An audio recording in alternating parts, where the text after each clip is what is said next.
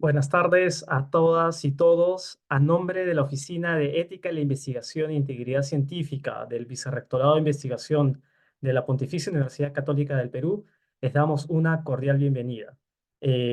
Hoy damos inicio al ciclo de conferencias Cultura Ética 2024. Este espacio que ha sido diseñado por Loetic, esta oficina dentro del Vicerrectorado, es un espacio de difusión sobre diversos temas de ética de la investigación e integridad de la investigación.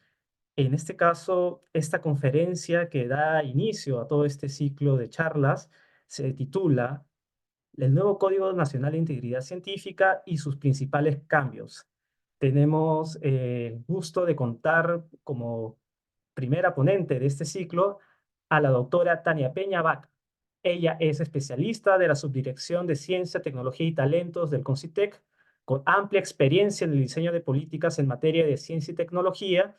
Ella es bióloga de profesión con mención en hidrobiología y biología pesquera de la Universidad Nacional Mayor de San Marcos, máster en ciencias con especialidad en ecología acuática tropical de la Universidad de Bremen, Alemania, y PhD en ecología, evolución y comportamiento de la Universidad de Texas en Austin, Estados Unidos. Le agradecemos mucho por participar en esta conferencia y a todas las personas que nos acompañan. Vamos a tener entre 45 y 50 minutos de la exposición de la doctora Tania Peña y ustedes van a poder formular las preguntas que crean pertinentes en el chat o en la casilla de preguntas y respuestas. Finalizada la exposición de la doctora, yo voy a formularle las preguntas que ustedes incluyan dentro de este chat o en la otra casilla. Sin más preámbulo, le damos una cordial bienvenida a la profesora Tania Peña para que pueda exponer. Muchas gracias.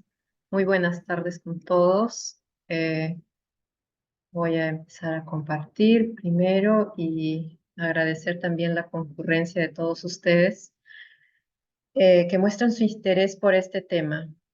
Bueno, yo pertenezco a la Subdirección de Ciencia, Tecnología y Talentos, que está dentro de la Dirección de Políticas y Programas de CTI del CONCITEC, y nosotros hemos hecho la propuesta y ahora en marzo fue publicado el nuevo Código Nacional de Integridad Científica. Este código entrará en vigencia una vez que entre en vigencia la ley 31250, la ley del Sistema Nacional de Ciencia, Tecnología y perdón, de Ciencia, Tecnología e Innovación, SINACTI. Y a continuación, entonces, voy a proceder a hacer la presentación. Primero, el código ha cambiado un poco en su estructura. Tenemos que el código actual vigente tiene una parte que es la parte sustantiva, en donde están los principios, obligaciones, responsabilidades de los investigadores y de las instituciones, y otra parte que es el procedimiento administrativo sancionador.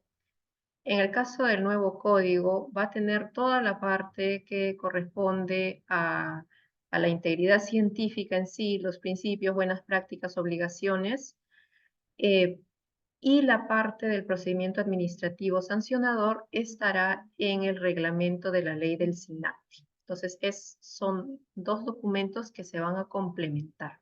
Entonces, como ustedes pueden ver aquí, eh, siempre las generalidades, tenemos definiciones, hemos actualizado y hemos incluido nuevas definiciones.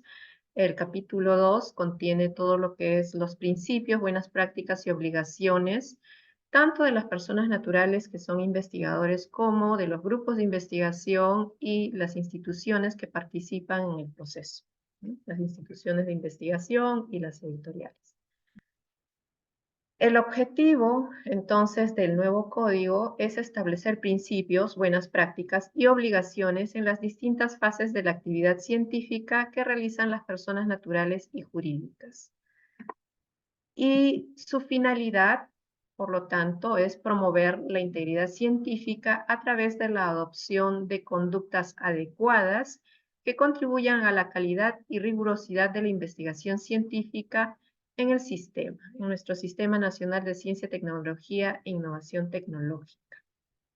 Entonces, eso es lo que buscamos con este código, ¿no? Promover la integridad científica en todo el sistema. En este sistema participan tanto personas naturales como personas jurídicas. Y el alcance en realidad está determinado también por nuestra ley, ¿no? Y se incluye a las personas naturales que pertenecen a alguna de las entidades del SINACIT y que realizan alguna actividad de ciencia y tecnología de acuerdo a los criterios establecidos por el CONCITEC. Y también personas naturales que hayan recibido financiamiento por el CONCITEC o su programa, en este caso Prociencia. Si alguien ha recibido subvención por parte de Prociencia, también está sujeto a este código. Esperamos que todas las personas que reciben financiamiento de Prociencia o de CONCITEC en general pues cumplan con los principios, buenas prácticas de la integridad, en la integridad científica, ¿no? Y también los grupos de investigación y las instituciones integrantes del SINACIT. A todos ellos alcanza este código. Las definiciones, como les mencionaba, han sido actualizadas. Aquí tenemos la lista de definiciones que contiene este nuevo código. Algunas ya se encuentran en el código vigente, otras han sido actualizadas, como les mencioné. Tenemos, por ejemplo, afiliación institucional, es una nueva definición que se ha incluido, que de hecho está ya publicada en el anexo de la ley de marco de CTI, la ley 28303, también ha sido incluida. Hemos actualizado la definición de artículo científico en el marco de lo que es las competencias del CONCITEC y el código. El artículo de conferencia es una nueva definición que estamos incluyendo, que es una tipología de artículo. Autoría también, se está detallando qué cosa es la autoría. La autoría honorífica, que es una práctica cuestionable, es una mala conducta científica. Capítulo del libro, compra de autoría también se ha incluido, conflicto de interés, sobre todo relacionado a la CTI, ¿no? En investigación, ¿qué cosa es un conflicto de interés? Fabricación, falsificación, fraude científico, integridad científica, se ha actualizado la definición. Mala conducta científica también tenemos, manuscrito, bueno, venta de autoría, hacemos retractación, hemos incluido algunas definiciones que son importantes para lo que es integridad científica y también para definir bien lo que son las malas conductas científicas. Luego, en el código se actualiza, en realidad, los principios de la integridad científica. Hay una precisión en la definición de cada uno de estos principios. Aquí vemos 6 principios: honestidad, rigurosidad, imparcialidad, transparencia, respeto y responsabilidad. Esto es importante porque sabemos que para la investigación científica es inherente la honestidad. No puede haber sesgos, no puede comunicarse algo que no es cierto, porque de lo contrario no estaríamos generando conocimiento.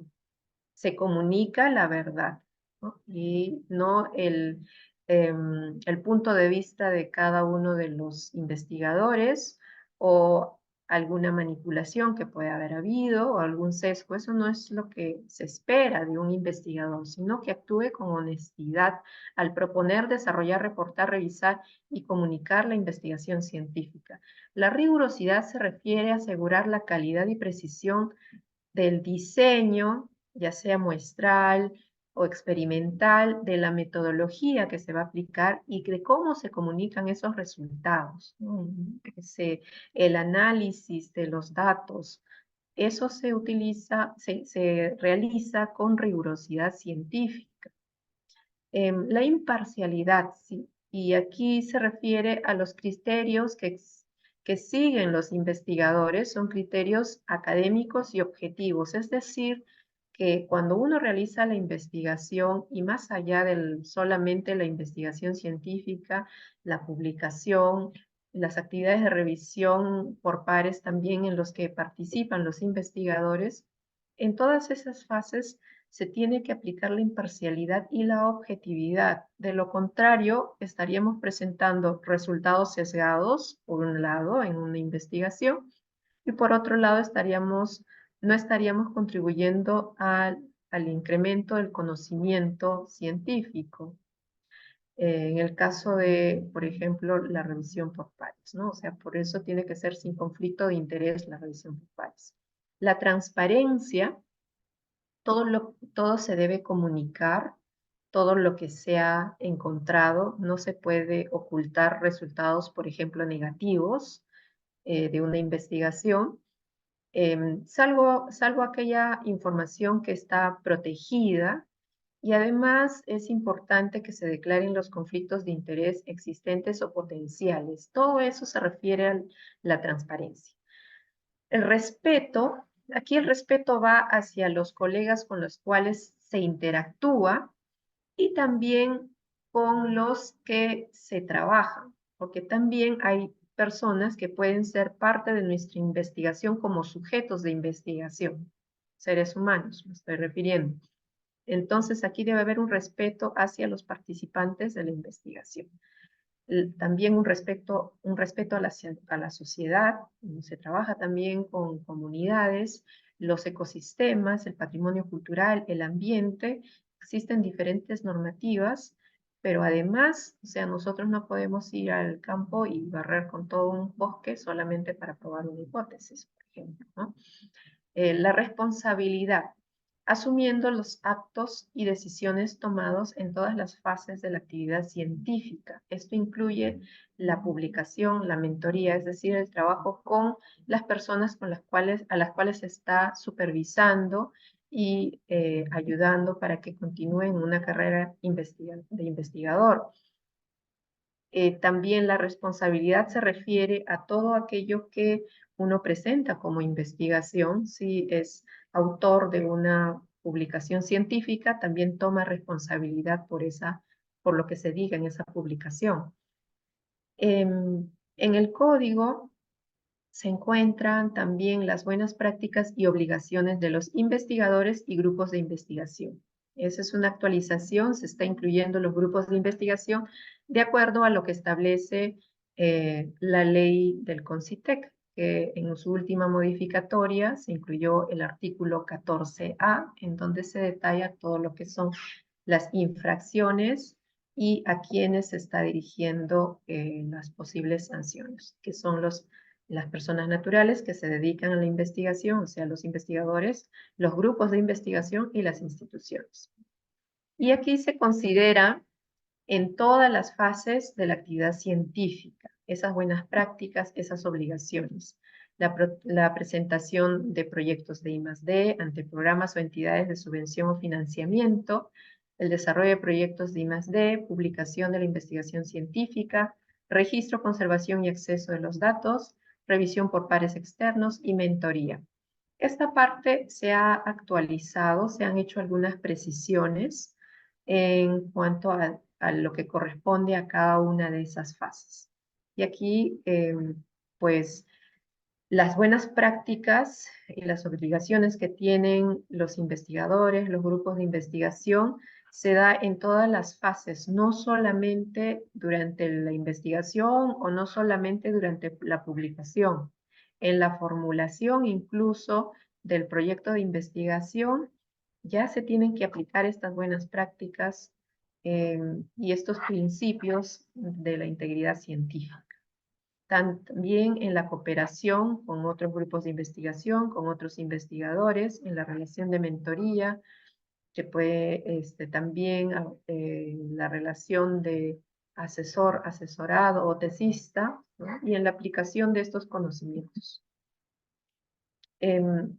Primero, en la parte de presentación de proyectos de I+D ante programas o entidades de subvención o financiamiento, tenemos respecto a que se debe explicar y sustentar con honestidad, rigurosidad e imparcialidad qué tan original, qué tan importante y qué tan viable es ese proyecto que estamos presentando, ¿no?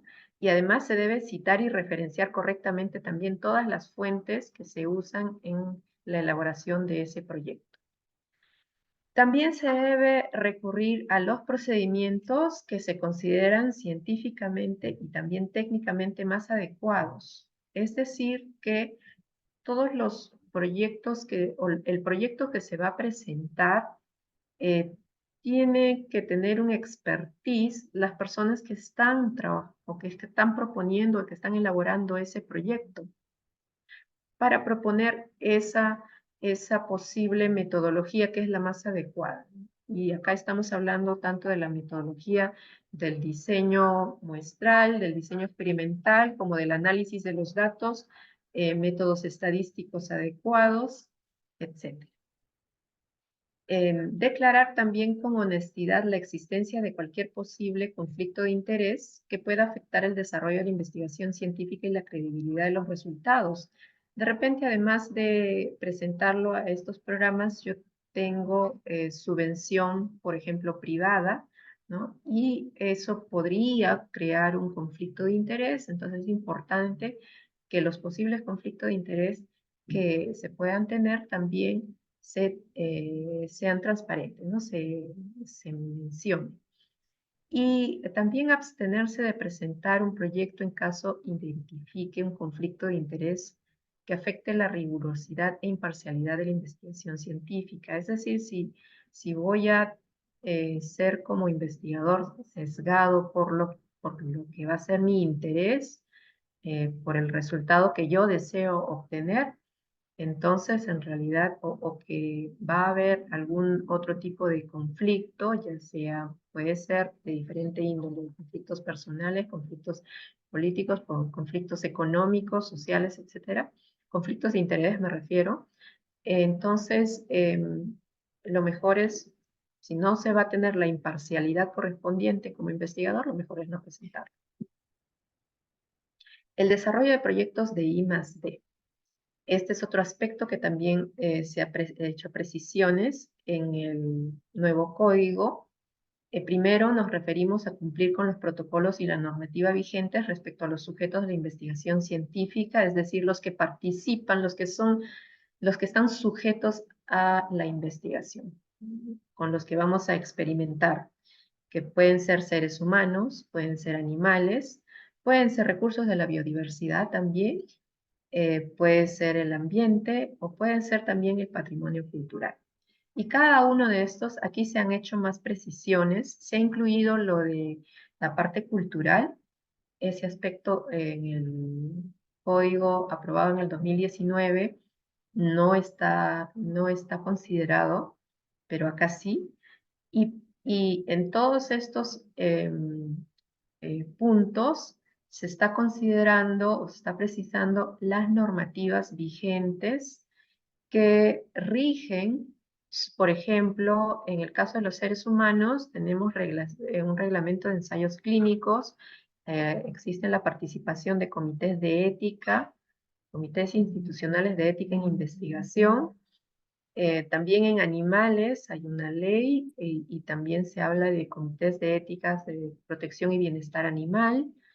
Y también hay normativas que permiten el acceso a los recursos genéticos, recursos de la biodiversidad, especies amenazadas, especies en áreas naturales protegidas y también en áreas culturales, ¿no? Protegidas, patrimonio cultural. Entonces, todas esas normativas es las que deben tener en cuenta los investigadores para poder hacer su investigación. Y otro aspecto, perdón, otro punto es llevar a cabo la investigación científica siguiendo los principios de la integridad científica. En el desarrollo del proyecto se tiene que aplicar esos principios, no se puede estar motivado por intereses personales, institucionales o políticos. ninguno de esos intereses, el investigador debe ser lo más objetivo posible. Cumplir también con los compromisos establecidos en el proyecto de I+D como parte del equipo de investigación. Si soy parte del equipo de investigación y me he comprometido a hacer un trabajo en ese equipo, en el proyecto, pues ese es mi compromiso y debo cumplir. Cumplir con las normativas, con las normas de seguridad y bioseguridad durante el desarrollo del proyecto de I+D. Obviamente hay regulaciones también que se refieren a la seguridad y bioseguridad y pues dependiendo del proyecto se deberán cumplir con esas, con todas las estipulaciones, dependiendo del proyecto, si aplica el nivel de bioseguridad, por ejemplo, ¿no? Respecto a la publicación de la investigación científica, que es otro aspecto también que se incluye en el código y que está también en el código aprobado en 2019, acá se hacen algunas precisiones nada más. Se refiere a cumplir con los principios de la integridad científica y presentar todos los datos, métodos y resultados relevantes para justificar la investigación, lo que se está presentando y todos los resultados. Y aquí, pues como les mencionaba, no podemos ocultar los resultados negativos. Si hay resultados negativos, también se presentan, ¿no? Y también debe haber, por ejemplo, honestidad en cuanto a la autoría. Ustedes pueden leer, les invito a leer el nuevo código, hay una precisión sobre la autoría, incluyendo la responsabilidad que tienen los investigadores en cuanto a autoría. Por ejemplo, o sea, cuando yo soy autor de una publicación científica, asumo toda la publicación, ¿no? Esa es mi responsabilidad. Y si hay algún cuestionamiento en cuanto a integridad científica, también tendré que asumir todo el proceso.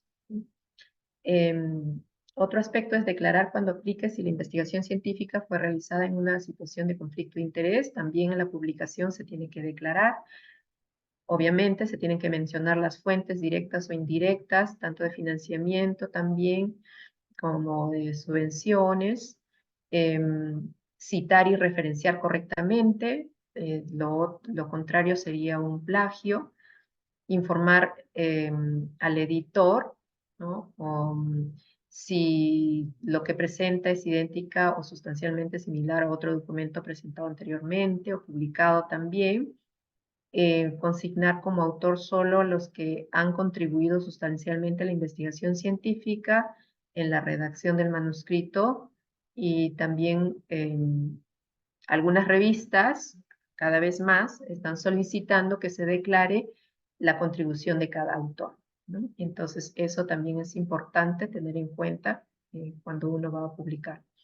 Asumir la responsabilidad de la publicación como autor o coautor y solicitar también la autorización a los investigadores y a las instituciones cuando se va a hacer uso de datos de algún proyecto. Por ejemplo, se puede hacer un metaanálisis y se va a usar datos de otra institución, de varias fuentes, sobre todo si pertenecen a unas instituciones, es importante solicitar el permiso para hacer uso de esos datos, ¿no?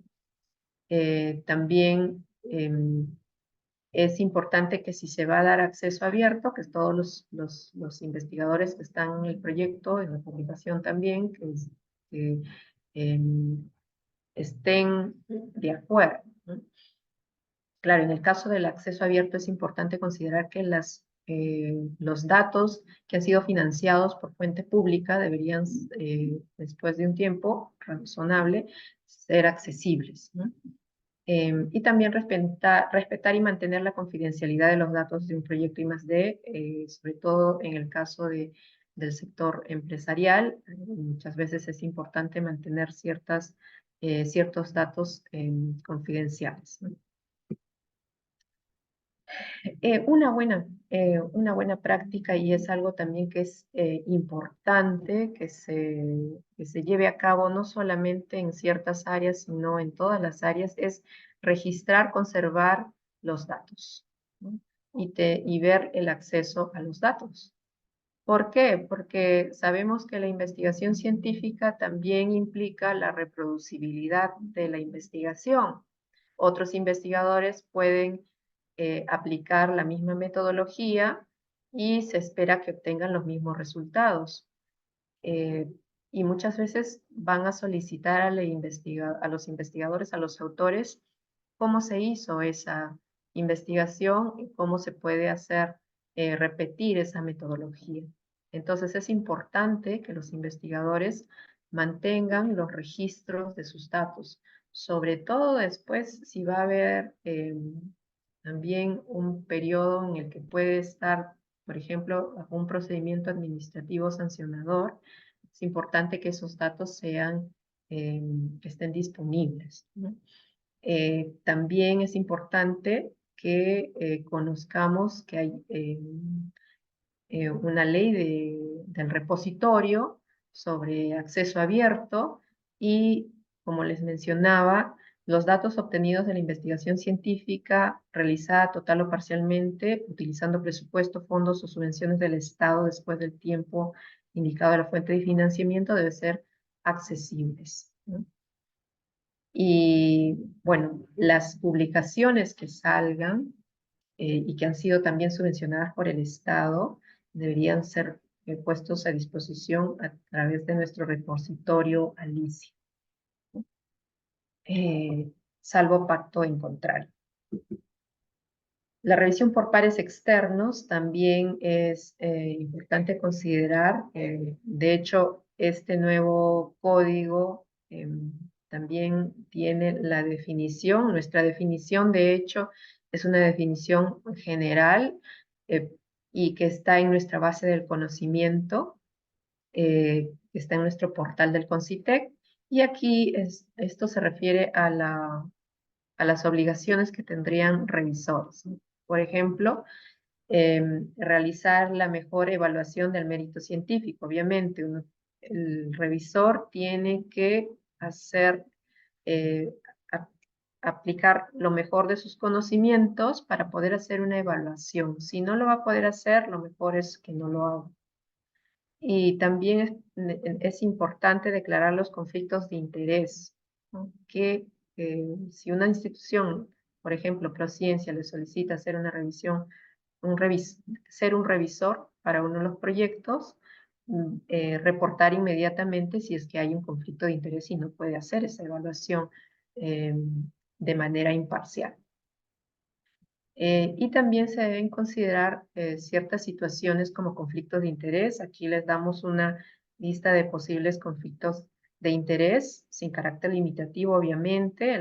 Básicamente es el haber colaborado con esa persona que está proponiendo el proyecto, por ejemplo, y en los últimos 3 años, haber laborado en alguna institución también donde se realiza esa investigación científica o desarrollo tecnológico, también haber sido el asesor o mentor en los últimos 3 años, tener una relación personal, familiar o contractual con alguno de los investigadores que son responsables o colaboradores de la propuesta que se va a evaluar, tener algún interés comercial o financiero, o tener cualquier tipo de relación con un investigador responsable de la propuesta que pueda perjudicar la imparcialidad de la evaluación.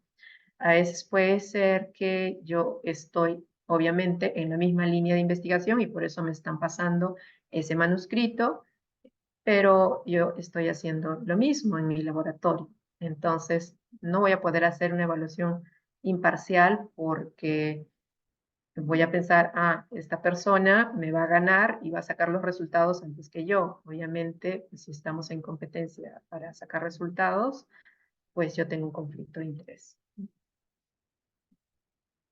Y también es importante que los revisores sepan que hay que mantener la confidencialidad, ¿no? Salvo que exista, que no sea una evaluación ciega. También se tiene que tratar con confidencialidad lo que se revisa y reportar la mala conducta científica que pueda por la posible mala conducta científica que puede encontrarse en alguno de los manuscritos. Y de hecho los revisores pares son uno de esos filtros referentes a integridad científica. La mentoría también es un aspecto que se toca, que es básicamente que se garantice el reconocimiento y crédito apropiado de la contribución científica de aquellos que están bajo la mentoría o de los investigadores colaboradores también. Por ejemplo, sea si en el caso de un tesista y su asesor, pues la tesis obviamente es del tesista y en el caso de una publicación no puede simplemente dejarse de lado al tesista, ¿no? Porque la publicación, la investigación es suya. Y también tenemos obligaciones para las instituciones dedicadas a la I+D. Entre ellas tenemos promover la integridad científica en su personal. No solamente se refiere a los investigadores aquí, sino a también estudiantes, aquellos que están involucrados, los técnicos, los administrativos también, porque todos ellos participan de una u otra manera en la actividad científica. Por ejemplo, para poder ayudar a hacer la compra de los equipos, de la compra de los insumos, eh, participan muchos administrativos de la parte logística, también de la parte jurídica, incluso la parte de la oficina jurídica. Entonces, es importante que también se promueva, principalmente a los investigadores, en una universidad también a los estudiantes, pero también es importante que se abarque a aquellos que también están involucrados en la actividad científica. También tener políticas y procedimientos claramente definidos para hacer frente a las denuncias de mala conducta científica.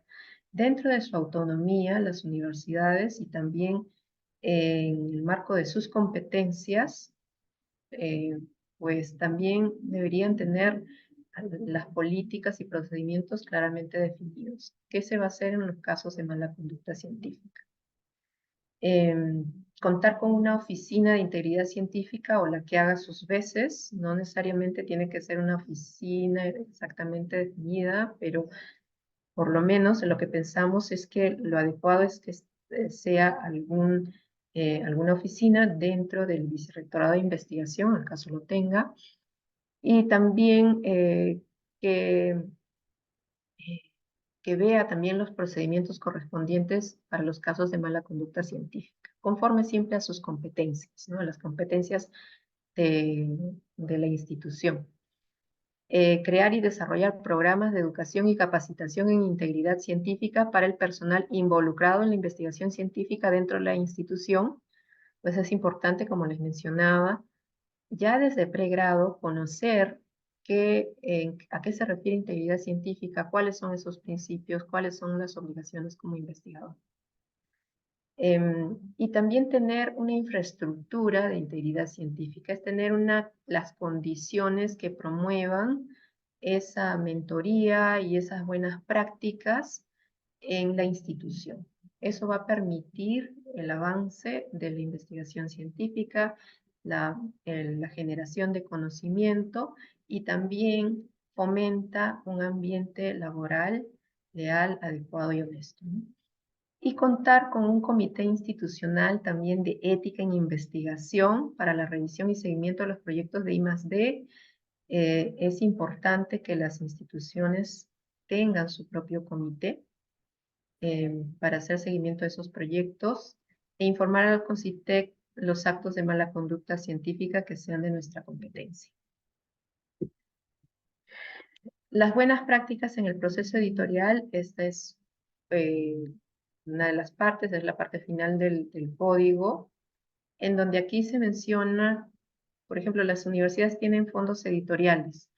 ¿Cuáles son esas buenas prácticas que se deben seguir en un proceso editorial? Incluir en la política editorial el procedimiento para la identificación de malas conductas científicas. Las malas conductas científicas en aquellos manuscritos que llegan a la editorial, ¿no? También tener en cuenta que pueden haber esos casos de compra y venta de autoría, fraude científico, ¿no? respetar y mantener la relación de autores presentada en el manuscrito original una vez aceptado para su publicación. Y ese es uno de los problemas que ha habido que hay actualmente en el mundo. No es algo del Perú nada más, es algo a nivel internacional, la compra y venta de autorías. Es porque se permite cambiar la relación de autores o adicionan un autor cuando ya el manuscrito ha sido aceptado, ¿no? Eso, en realidad, a menos que haya un sustento muy adecuado, muy fuerte, no debería ocurrir. Reportar un acto de mala conducta científica inmediatamente a las instituciones de donde procede la investigación científica, es decir, la que se quiere publicar, ¿no? De la que se tiene en el manuscrito, se identifica algo, entonces se debería reportar eh, a la institución de donde procede, ¿no?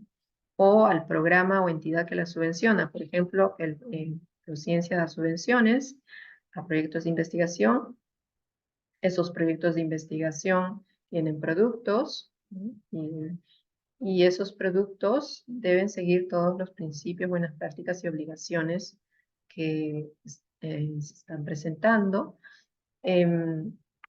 Y en caso se detecte, la editorial le detecte algo, entonces se tiene que también avisar, comunicar al programa.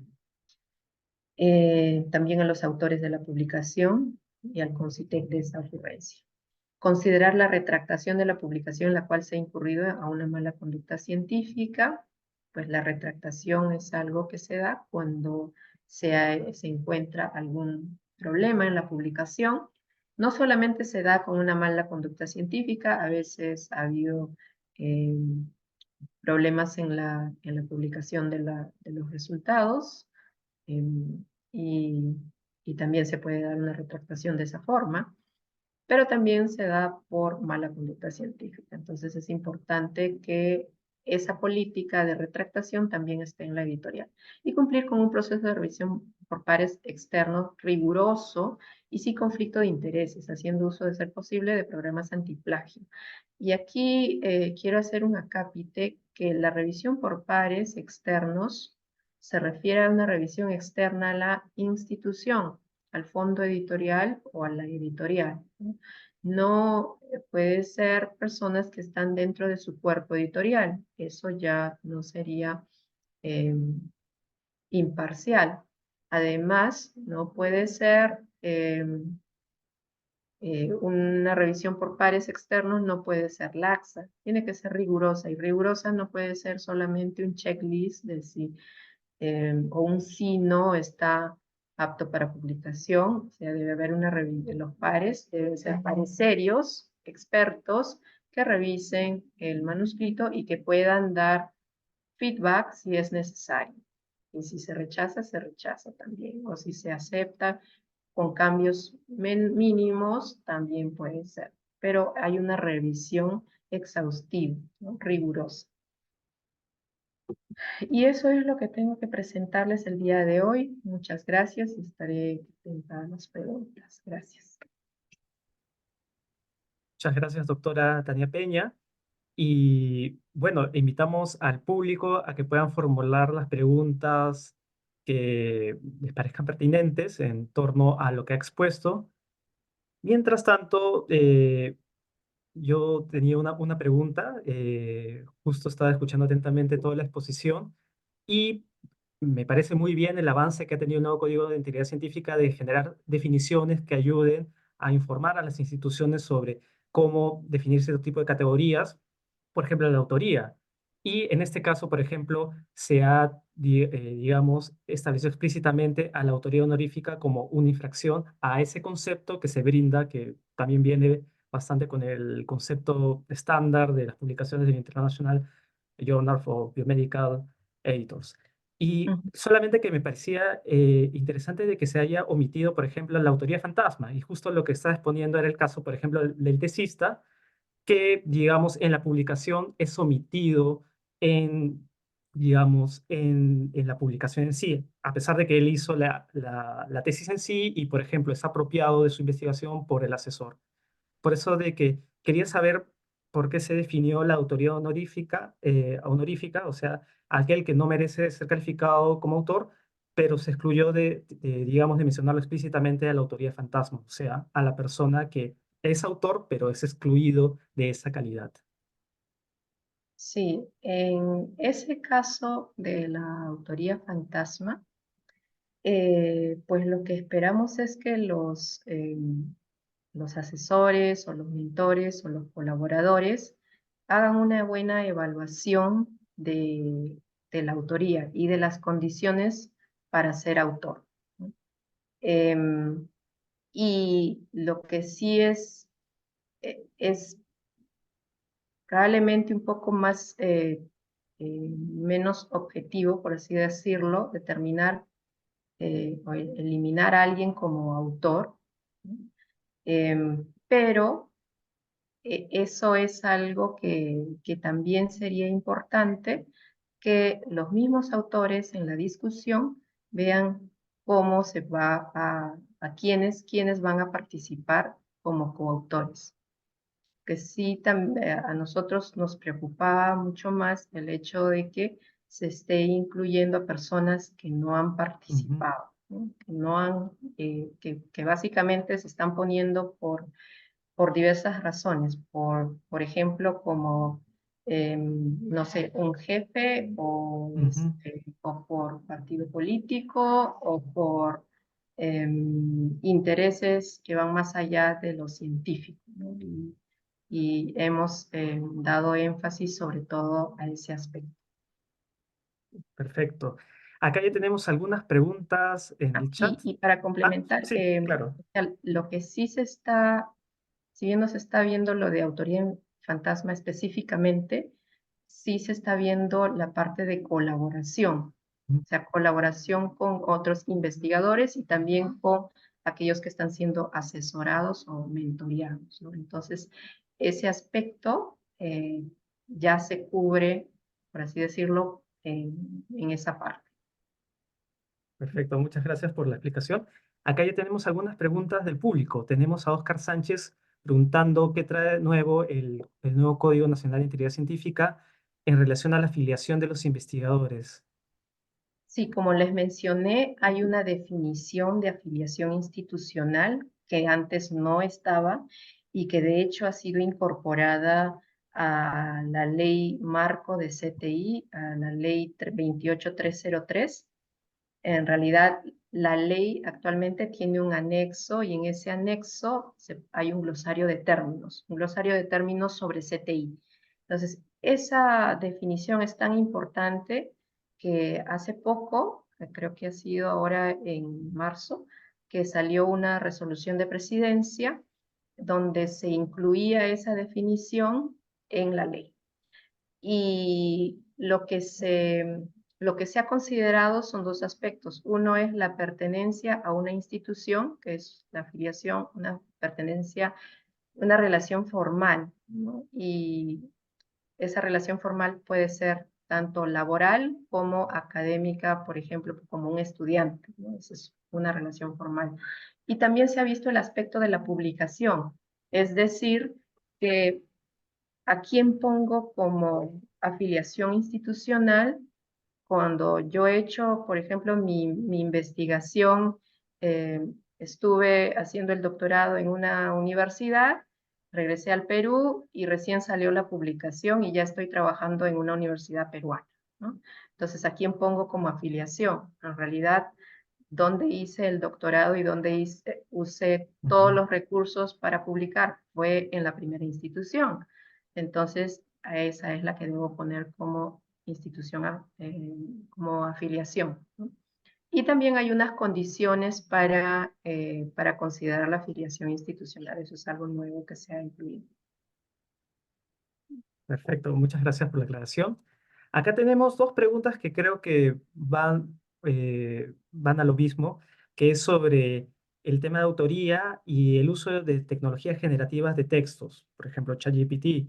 ¿Hay alguna, digamos, dentro del CONCITEC, han tomado este tema que, digamos, es novedoso, ha sido motivo de muchos pronunciamientos sobre si se puede considerar o no autor a este tipo de tecnologías generativas, inteligencia artificial. Ujú, Ya, no se ha considerado que el ChatGPT o algún otro medio de inteligencia artificial sea autor, ¿no? No se ha ujú, considerado eso.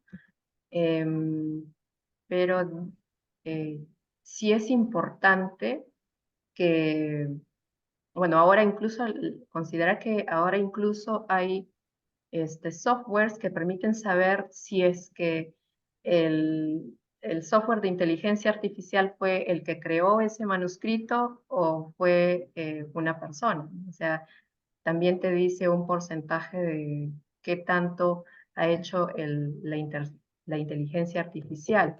Entonces, como tal, no se han considerado como autores ese tipo de softwares. ujú. Perfecto. Solamente quería complementar que también ha habido pronunciamientos de entidades de editores que han mencionado que no podrían serlo porque tampoco son responsables los que lo utilizan, y entonces no se puede, se excluye como autores. Acá tenemos una, digamos, una pregunta que es, que deriva de su explicación, es si el Concitec promueve alguna web de control como Turnitin para inteligencia artificial. Si, digamos, han identificado alguna buena práctica en torno a la identificación de estos usos de tecnologías generativas. A ver, no, nosotros no podemos como entidad del Estado promover Ujú, un software ujú, específico porque eso está generalmente a cargo de de una empresa, ¿no? ujú. Entonces, en ese caso no tenemos ese tipo de, de dirección. Perfecto. Solamente para contestar esta pregunta, Turnitin ya tiene un detector de inteligencia artificial, pero solamente para manuscritos en inglés. Eso es algo que recién se está implementando. Por ejemplo, yo no lo he usado todavía, pero sí, digamos, hay dentro del Turnitin, por ejemplo, esa posibilidad en manuscritos en inglés para poder detectar. Acá tenemos una pregunta un poco más abstracta de Alejandro Cárdenas, que pregunta sobre el conflicto de intereses o investigaciones que, digamos, derivan de un pedido particular. O sea, para poder interpretar esta pregunta, alguien pide investigar sobre un tema y eso ya generaría algún tipo de conflicto de intereses, perdería ética una investigación, digamos, a pedido o a solicitud. No entendí bien la Ahorita un pregunta. poco, la verdad. A ver, ¿puedes repetirla nuevamente? Sí, es que él pregunta específicamente, quería preguntar, ¿existe conflicto de intereses o una investigación carece de ética si se investiga para otras personas? Creo entender que se refiere que alguien, digamos, una empresa, no sé, una empresa farmacológica pide investigar algo específico a favor de esta empresa. O sea, ¿esto llevaría a un conflicto de intereses? A ver, yo estoy entendiendo dos cosas. Ujú, Uno, una mala práctica y otro que sí, yo lo primero que estoy entendiendo es que si alguien más puede hacer mi investigación y yo me quedo sentadito ahí, ya. sin hacer nada, ¿ya? Porque eso también se puede entender de esa pregunta. Ujú, Eso está mal, ¿ya? Eso es una mala ujú, conducta. O sea, yo no puedo ganar un proyecto y luego digo ya el tercero, contrato una orden de servicio para que me haga todo el proyecto y yo obtengo los resultados y nada más. No, o sea, se pueden hacer contratos para alguien, para algún análisis específico, ¿no? O ciertas órdenes de servicio para ciertos análisis específicos que de repente la institución no tiene. Lo mejor es tener los equipos, ¿no? Pero a veces puede ser mucho más barato mandarlo a hacer el análisis o incluso dentro de la universidad pueden tener el servicio, este, pero el proyecto lo debe desarrollar el equipo que se ha comprometido a hacer ese proyecto. ujú, Y por otro lado, puede haber un conflicto de interés si a veces, de repente acá en Perú no ocurre tanto el trabajo de investigación científica en empresas, em, pero sí en el extranjero se da mucho más, ujú, en países más desarrollados, y ahí puede haber un conflicto de interés muy fuerte porque quien te está dando el financiamiento, por ejemplo, es una farmacéutica grande y la presión es que salga algo favorable, ¿no? Para que sea un producto que puedan poner en el mercado. Entonces, ese puede ser un Ujú, conflicto fuerte, ¿no? Em, Acá en el Perú puede haber también, seguramente, em, y eso sí, hay que tener bien en claro que aún con esa presión económica, pues debe mantenerse la imparcialidad. En caso no pueda hacerse, entonces no puede continuarse con ese trabajo. ujú. Muy amable por su respuesta. Acá tenemos una pregunta de Oscar Sánchez sobre revistas depredadoras. ¿Cómo se puede proceder con las revistas depredadoras en las que muchos docentes peruanos lamentablemente están publicando? Se sabe que recurren a prácticas no tan serias, aunque estas publicaciones están en los índices de Scopus y Web of Science. En consecuencia, otorga puntaje para ser considerado como investigador renacido, o sea, a partir, digamos, de la publicación de revistas depredadoras. ¿Qué hay en torno a este tema? A ver, hay dos casos, son las revistas depredadoras y las editoriales Ujú, depredadoras también. Las revistas depredadoras son las que publican artículos científicos y bueno, no tienen procesos editoriales muy claros, ¿no? O sea, muy rigurosos.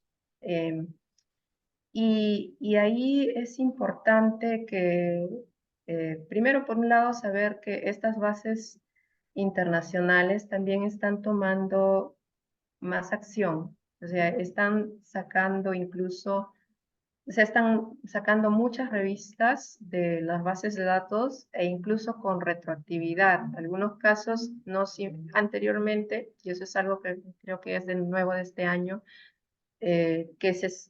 que se detectaban así malas prácticas, entonces se cortaba, pero todo lo anterior que ha estado publicado y que está en la base de datos, pues sigue ahí, entonces siguen indexados.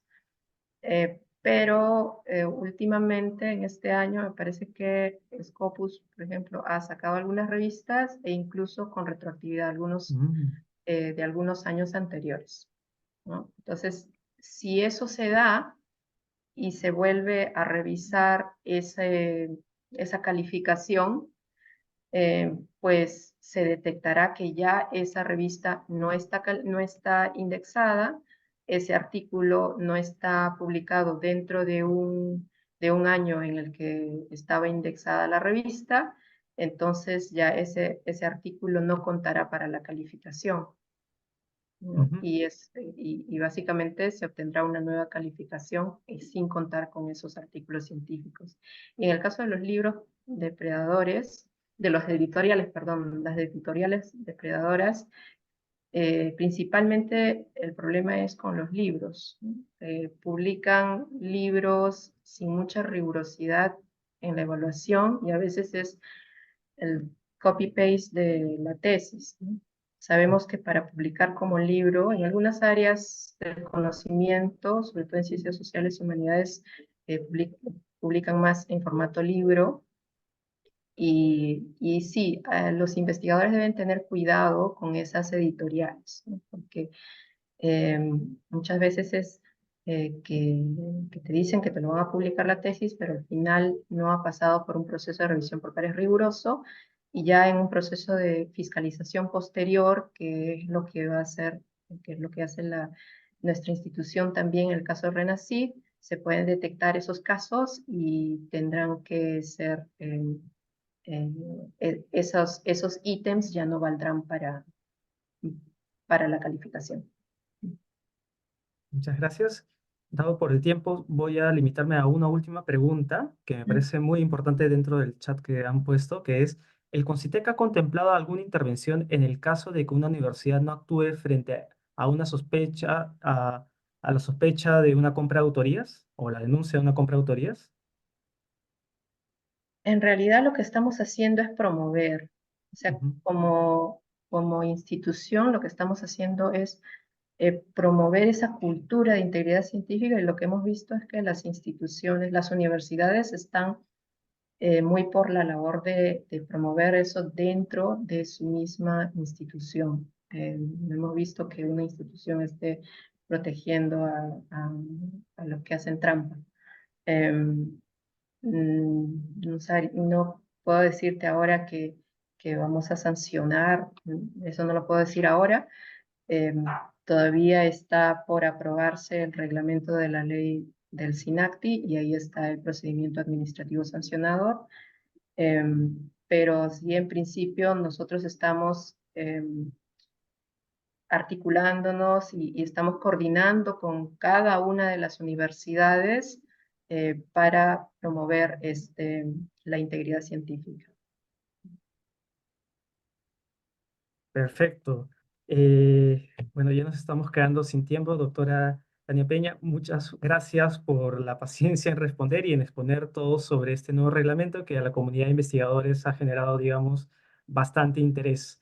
Y solamente quería invitarlas a que puedan revisar esta charla y además estar atentos a las siguientes conferencias de este ciclo de cultura ética en las redes sociales del Vicerrectorado de Investigación. Tienen tanto Facebook, LinkedIn y también estos videos van a estar en YouTube. Muchas gracias por acompañarnos en esta tarde. Muchas gracias, doctora Tania Peña. Gracias por la invitación y gracias a todos ustedes. Buenas tardes y que tengan buen día. Buenas tardes.